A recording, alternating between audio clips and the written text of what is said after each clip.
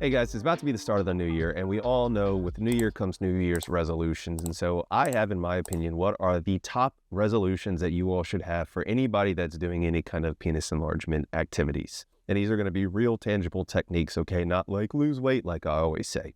So let's get into it. So number one is going to be use heat to warm up. So guys, if you haven't seen my whole video on heat, I think it's actually one of the better videos that I've done. Here's a paper right here, and it looks at rat tails, and it actually talks about how when rat tails were heated, basically before stretching, not only did they elongate further, but they stayed in an elongated state further as well. So using heat before you stretch can literally increase how much your tissue can expand. Hink, that's extrapolating. And yes, you're right. I'm extrapolating from rat data, but rat tails are made of actually the same types of collagen that is found in actual penile tissue as well. So there's a reason why I extrapolate. The other thing is that when you apply heat, it can increase blood flow. When you get blood flow going, it can help to keep the tissue healthy, because it's already like heated up, the collagen's warmed up, it can stretch further without the risk of injury, and you're actually going to increase your penile health and, in my opinion, decrease your risk of injury by applying heat first.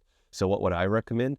Nothing crazy. You know, it could be something, I had one guy that would actually heat up water in a mug, and obviously, guys, you don't want too hot, so make sure you test any kind of water or any kind of heat that you put on there to make sure it's not too hot, but just apply something. It doesn't even have to be crazy, guys. I would say maybe between 100 to 104 degrees. So just slightly above body temperature, just to get degrees Fahrenheit, that is. But just not hot enough where it can hurt you, but warm enough where it's going to get your blood flowing, get the tissue to relax, okay? Do that for maybe 5 minutes just before you get started every time. So number two is going to be add pumping when you cool down. Okay, so it doesn't matter, in my opinion, whether or not you have pumping as part of your actual like PE protocol, okay? If you prefer other things or you're just going for length, that's fine. The point of adding pumping for a cool down is, guys, so here's a paper right here, okay? Here's actually two papers that talk about the benefits of penile oxygenation. So when you pump, it's going to increase the amount of oxygenated blood that is in your penis to help you recover from whatever exercises you just did,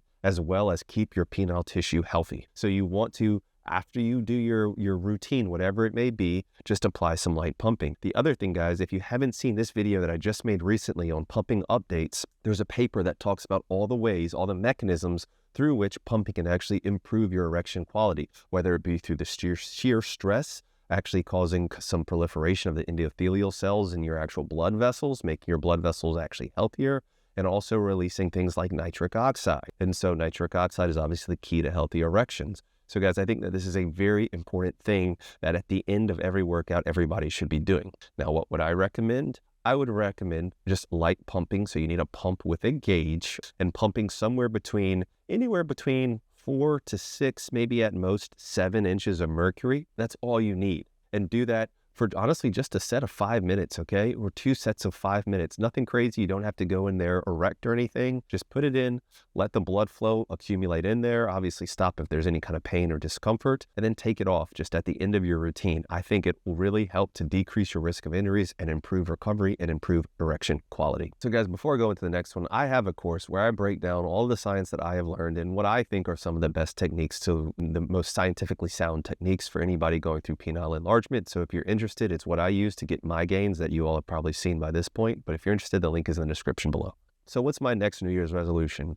So comparison is the thief of joy. Guys, you have to stop comparing yourselves to others. And I know it's hard because a lot of you guys are active on these different subreddits and different forums where you're reading all these different techniques and different things. But I promise you, you have to be very careful with this, okay? Because even I see all the time, it's like, how come everybody on the subreddit always starts off and they're 8+ and then they feel bad about themselves? It's not that every guy is 7 or 8+. It's that the guys that are bigger are the ones who are more likely to report their stats or especially show their picture. And so a lot of the smaller guys, and for sure, even a lot of the average guys, are scared to post like their very normal, very average Ds. And even some of these guys that are like 6 inches, when you're starting getting to the above average range, if you're comparing yourself to the biggest, you're going to feel bad about yourself. The other thing is that you get upset if you're comparing rates of gains. And so, you've been doing the same routine for a year and you've gotten half the gains that this other guy got. Guys, I just saw one of the worst posts. Well, actually, I didn't just saw. This was like over a month ago. But there's a guy on Getting Bigger that posts his results. He literally, in his before picture, he was standing up, which makes your length shorter. In his after picture, not only was he sitting down, which pushes your pelvis forward, which gives you additional length, but he had also just pumped right before it. But then the most horrible, diabolical shit that I've seen in a while is that he actually filed down his ruler. He had his ruler and he actually filed down the edge to make it so it looked like he was bigger. And I had brought this up and I actually had to bring it up to the attentions of the moderators on getting bigger. And I was like, because they had like verified it and everything. And I was like, guys, like, I'm not trying to tell you how to do your job, which I inherently was, but like, you should not verify this because dude had shaved down the ruler. And then they were like, oh yeah, that's a good point. And it wasn't an original thought. I saw that in the comments as well. And it wasn't until I saw that. So just so you guys know. But if you had seen that guy, be like, wow, that guy has major gains when he's bullshitting and falsifying his gains, you're going to feel bad about your gains that you've made, even though you've probably made more gains than him. So kind of similarly, guys, the next one is you have to quit watching corn, okay? Now, there's a lot of reasons for this, but you are going to feel worse about your size if you are watching the biggest of the biggest guys. And whether you are aware of it or not, you start to internalize and think that that is an average size because that's all you see, okay? The only Ds that you're exposed to are these corn stars. You have to stop watching it from that perspective. That industry has corrupted the minds of men and women, giving guys dysmorphia about their size. And I'm not going to go on that tangent, guys. The other thing is there's arguments that can be made that it can affect your dopamine pathway, okay? Your reward system, if you're sitting there stroking it every night. And the other important thing, guys, if that is how you are getting your gratification, you're going to lose the urge to actually like go out and talk to girls and meet women because you just have your OF or your P-Hub account set up, guys. So you have to stop doing that. That should be all of you all's resolution. Now, if you just can't, make sure that you are at the very least, you are watching like average guys. I have a video coming out about a guy, maybe it's out already,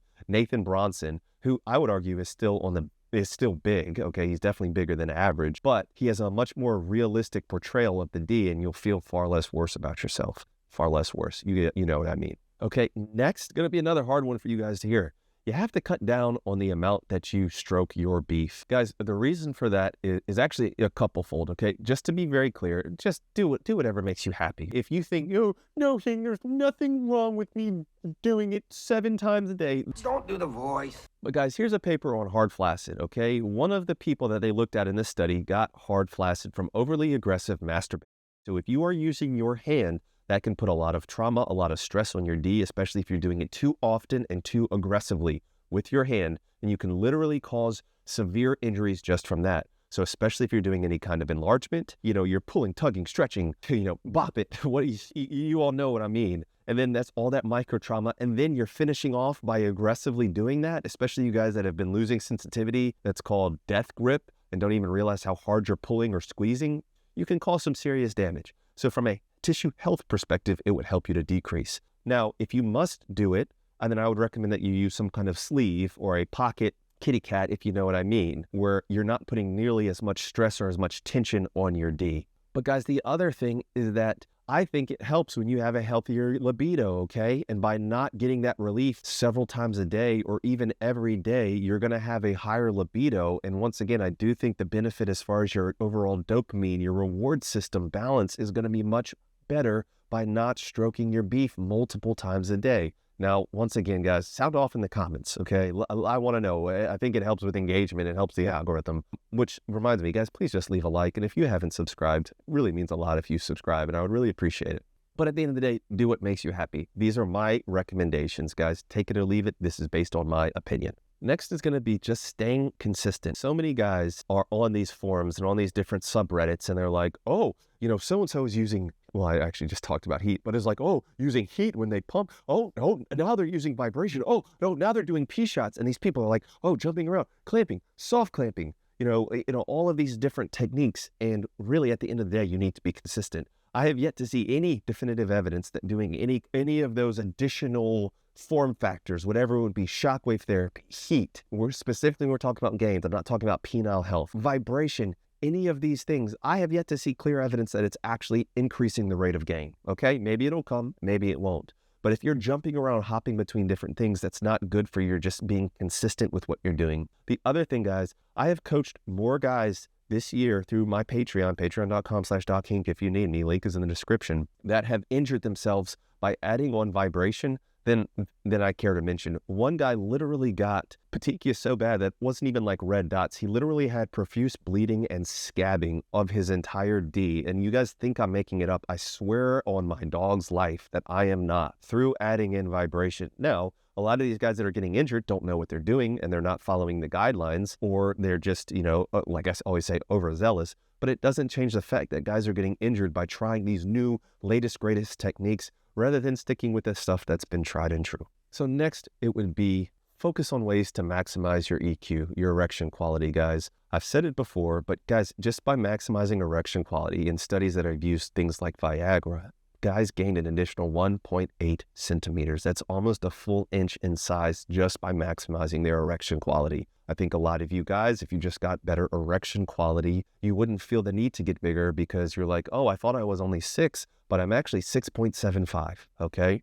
Now, guys, I have all kinds of videos about the best exercises for erection quality where I literally break down that, or things to avoid that ruin your erection quality. So please watch those other videos. But I really think the focus should be shifted instead of like, how do I make my tissue bigger through like adding additional tissue, through how do I get my erection quality as good as it can possibly be? And then how do I need to get bigger if I still feel like I need to get bigger? And guys, the last thing is just doubling down on efforts for safety. I've seen a lot of guys get injured through basically every single mechanism that I can think of. Obviously, jelqing, I would say clamping, and guys, even manual stretches are up there as far, and of course the bath mate are some of the things that lead to the most injuries that I've seen. But it's oftentimes people that don't know what they're doing, or they're over aggressive, or they're using outdated techniques that they found somewhere else, or they're just really, really unlucky. So guys, focus on health, focus on things that are going to keep your tissue healthy, and focus on doing things the safest way possible.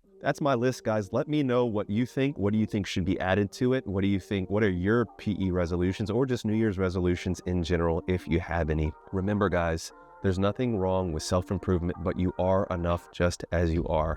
But as always, I just beg and plead with you that you be the best version of yourself, whatever that may be, okay? Just be the best version of yourself. All the ways to support my fabulous editor, Callie, are in the description below. And until the next one, guys, peace and love. Dr. Hink got the plug on the health, yeah. Got you thinking about your wealth, yeah. In his office, no stealth, yeah.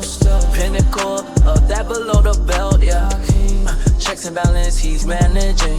Working miracles, no damage. Got you covered, no panicking. Steady calm. In the clinic, no vanishing. Yeah, with Doc Hink, it's the way back.